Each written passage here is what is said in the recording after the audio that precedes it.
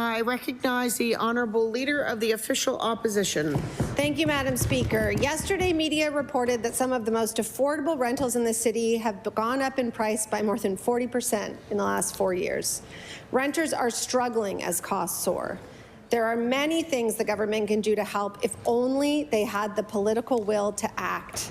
Will the minister commit to implementing rent control and bringing in an enforcement branch so that renters and rental markets can be insulated from some of the shocks that will come starting today with the tariffs?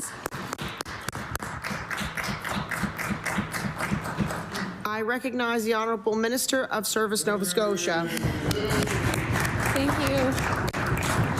Thank you, Madam Speaker. And we know that Nova Scotians are concerned and they're scared, and they know that we are a government that is going to be there for them, especially during this very challenging point in time.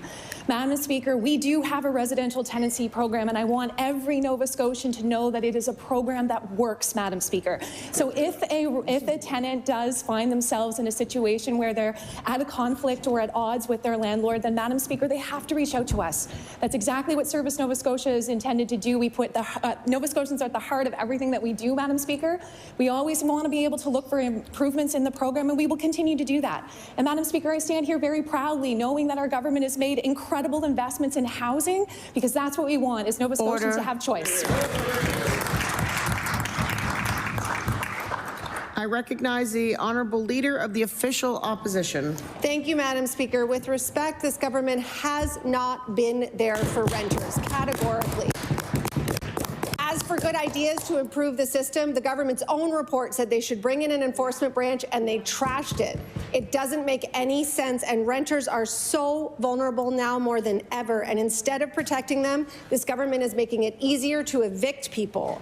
Soon, landlords will be able to begin that process after only 3 days, not 15, denying tenants the ability to challenge a decision or seek assistance from navigators. This will lead to an increase in evictions, and in this market at this time of year, that is an enormous concern. So I would like to ask the minister, will she pause this policy so that renters do not literally find themselves out in the cold?